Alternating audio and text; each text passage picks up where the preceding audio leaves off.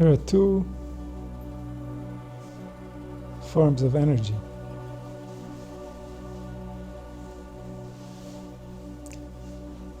That are pulsating within our bodies.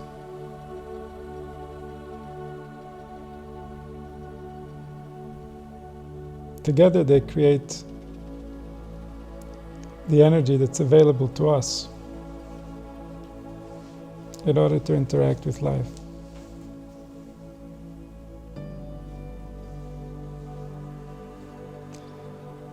One energy pulsating within us is the energy of life itself. This is the natural function of the organs, the nerves, the blood cells. Everything is creating a life form that interacts with other life forms, and together we have life itself.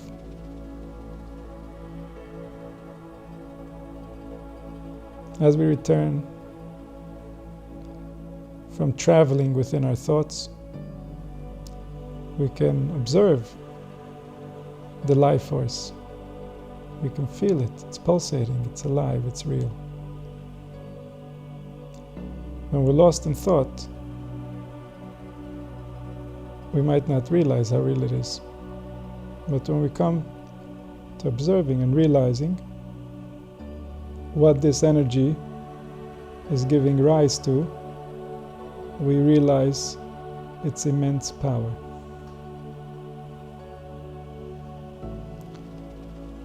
There's another energy that coexists in some form with this energy, and that energy is the opposite energy. It's an energy of tension, constriction. We all have tension within our bodies. Nobody has figured out how to remove all tension yet. But some of us, and sometimes, we carry a lot more tension than in other times. And when I say tension, I include any form of constriction of this life force that we were just discussing. The energy that brings life is being balanced, in a way we might say is being reduced by the energy of tension and restriction.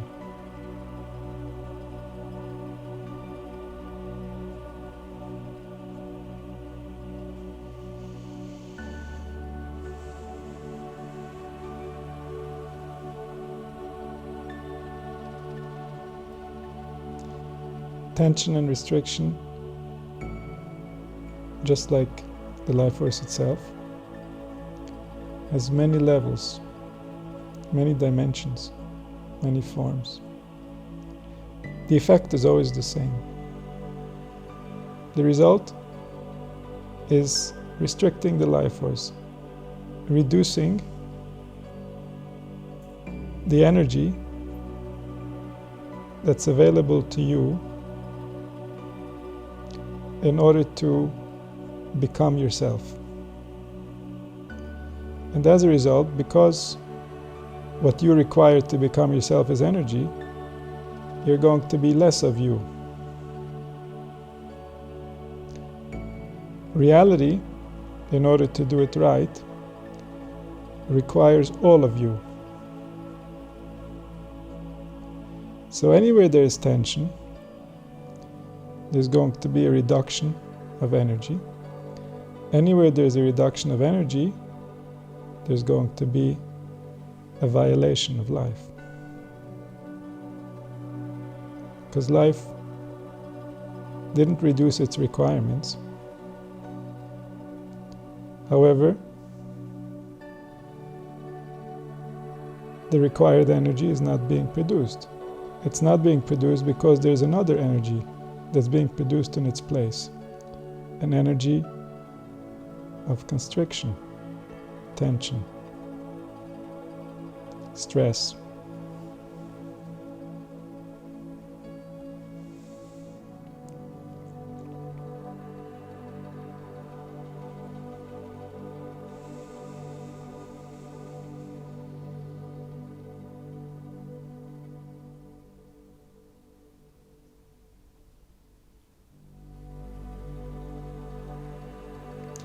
Every event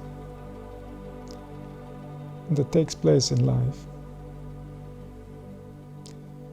leaves a mark on these two energies. It either increases or decreases one of them or both of them. And then we leave that experience equipped with our new energy levels.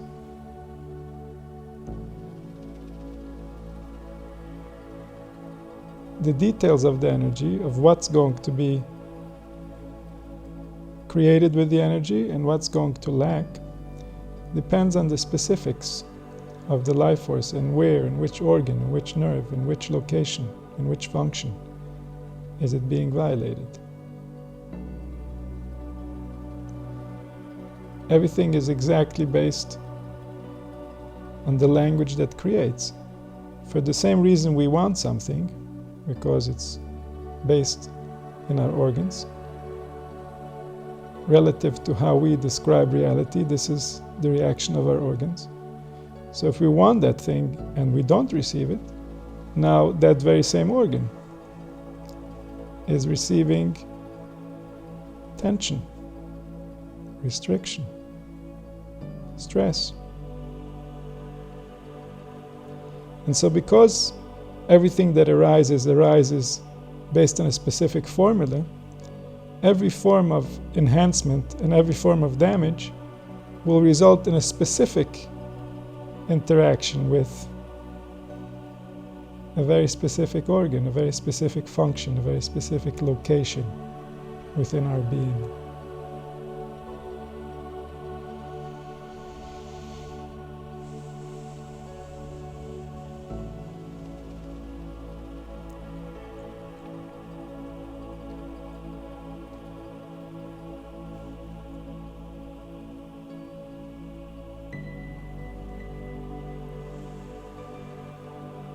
In order to return to the base settings of these energies, so that the life force gets to express its full essence to the extent the body can contain it. And so the restriction is only at the limit that was created by the physical. So there's no psychological restrictions. There are no restrictions that come from events or circumstances, but the restrictions are the natural restrictions of what the body can maintain. In order to return to this original balance, the balance that we all had when we were born. And then we started to separate from that balance based on the events and the circumstances that caused artificial tension, artificial stress, artificial aggravation or resistance that didn't have to be. It was circumstantial.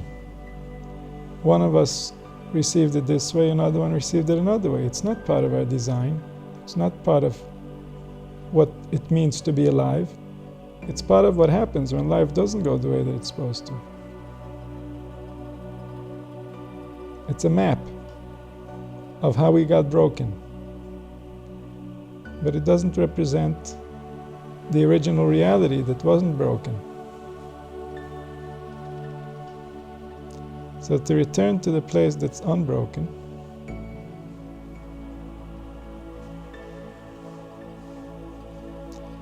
is to remove all artificial tension,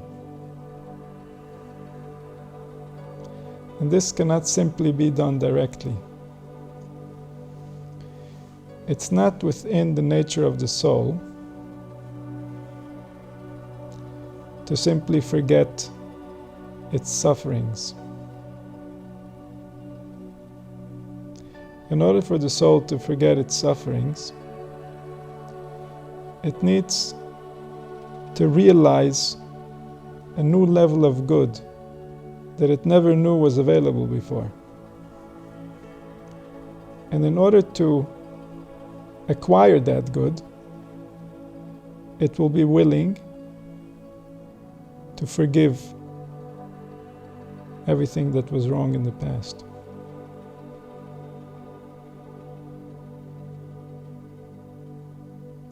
So in order for us to remove the tension, we need forgiveness from our soul. In order for our soul to forgive, we need a greater good that was never considered or imagined by the soul to become available, and then it will forgive any and all grievances of the past.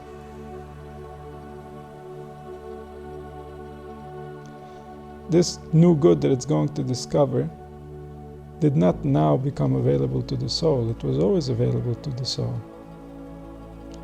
but the soul didn't know it. The soul didn't remember.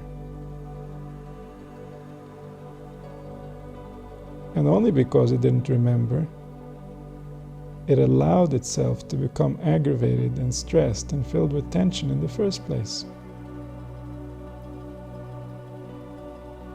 It forgot its true nature.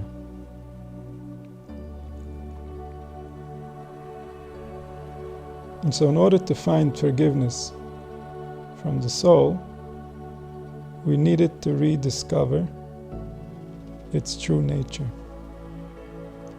That's a good that it never imagined.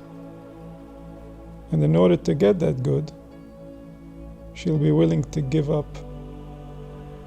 all grievances from the past, present, and future.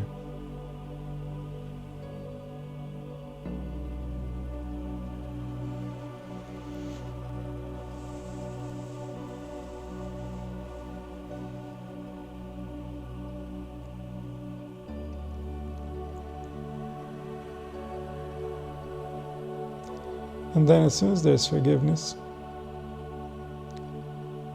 there's a reduction of tension. As soon as there's a reduction of tension, the soul experiences herself in a way that is more aligned with its true nature. And that confirms to it that that new good that it never imagined wasn't simply imagined, but it's a true reflection of reality. The reality is that we were not meant to be as stressed as we are. We were not meant to feel the way that we feel. We were not meant to feel in any way we can remember ourselves feeling.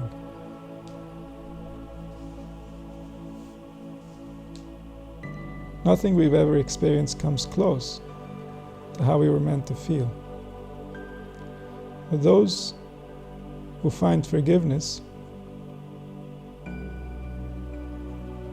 feel so different that they know that they were right to forgive. They know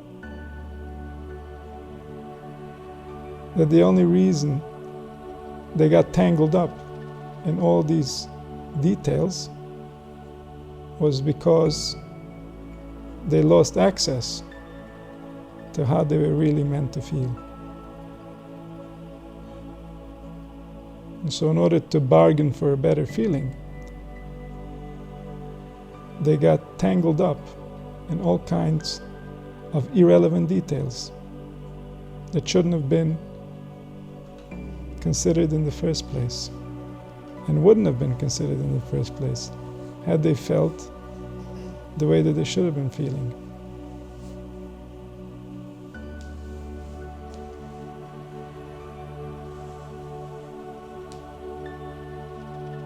Feeling is a result of how the energy that creates the life force flows through our body, flows through our organs, flows through our blood cells.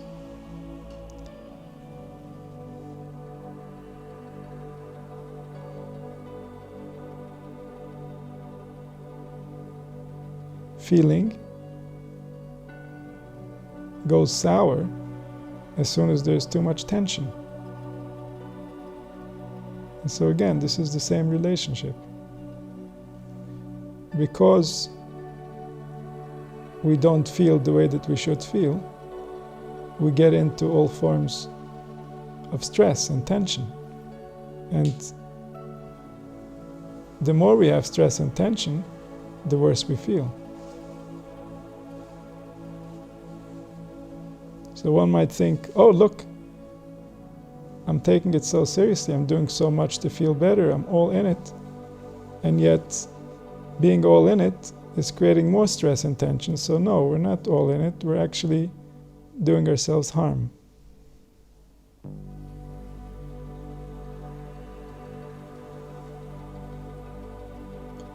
So to return to the life force and assist the life force against all the burdens we've placed on it, all the pressure, all the conditions, all the expectations. The life force has a lot to fight. So we come back,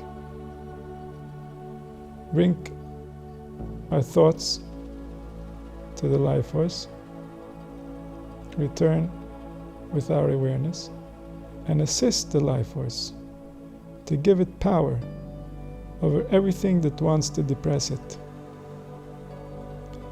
Any form of tension in any dimension, anything that's trying to oppress the soul, we're pushing back. This pushing back is reflected in our breath. It's reflected in our pulse. It's reflected in our attitude towards reality. We have to remember which side we're on. Too many people are pushing on the side of the opinions and expectations and depressing the soul.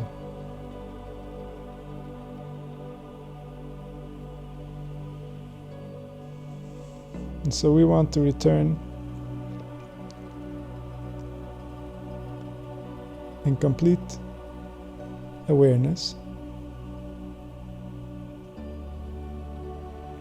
and make sure we're on the right side. We're not supporting the tension that's restricting the life force. We're supporting the life force against all restriction.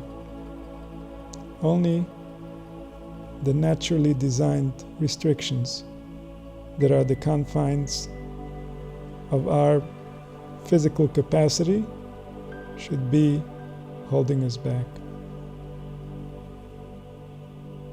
No doubt, no fear, no confusion. All these are coming from the other side, the restricting side.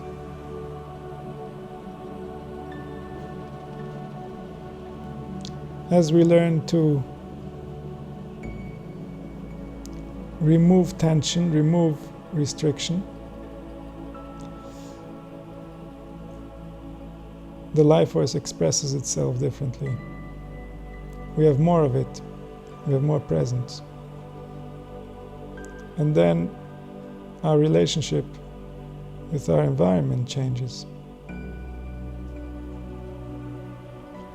So this balance of the life force and its restrictions creates a very specific personality. A personality that avoids certain subjects, avoids certain behaviors, certain people, certain places, certain foods. All because of the different forms of damage that don't allow the life force to be fully itself, to be ready to interact with all scenarios. And so wherever there's damage, wherever there's inflammation, wherever there's any form of resistance, those subjects become very sensitive. They become triggers. They become what awakens the tension and reduces the life force. As we heal, as the tension is removed,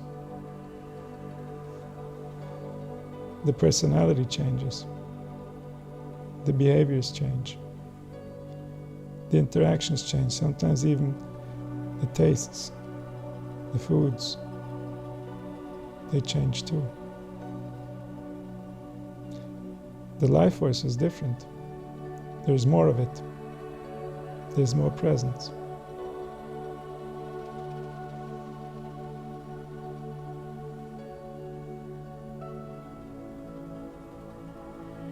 And so this balance between the energies is not simply what we carry for ourselves. It's not only what creates our own life, but it's what we vibrate to our environment. It's what we give over to everyone we see.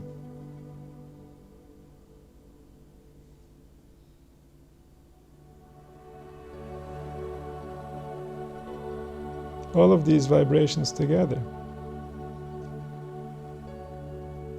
result in a human life. There's no individual portion that we can call ourselves in the manifested reality.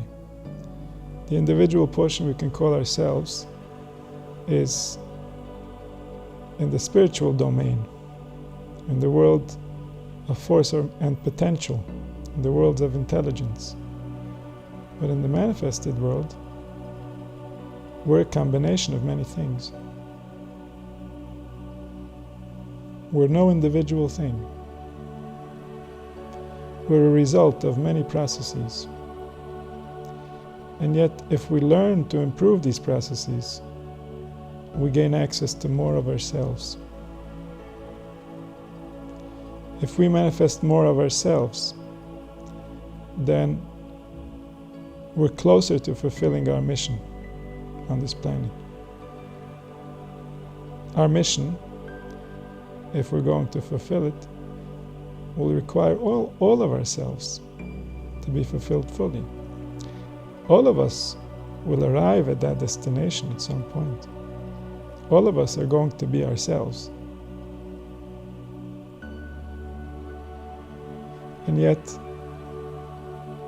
what we learn to do on our own, what we learn to do before life moves to the next phase,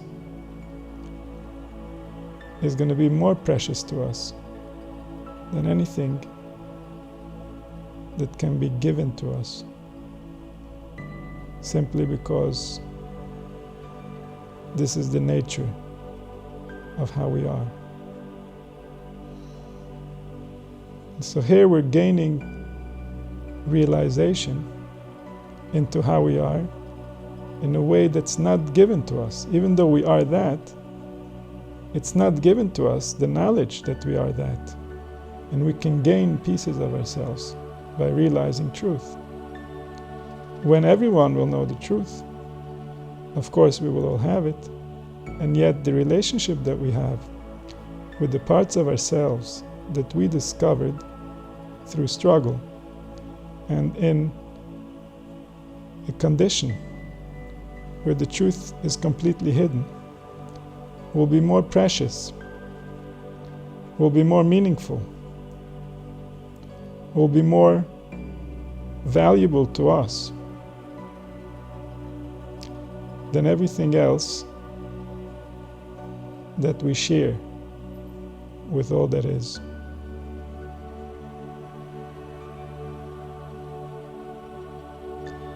And so to learn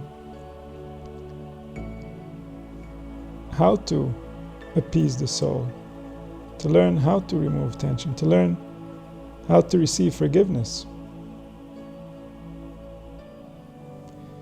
This is what gives us access to life itself. Life itself is what we're here to discover.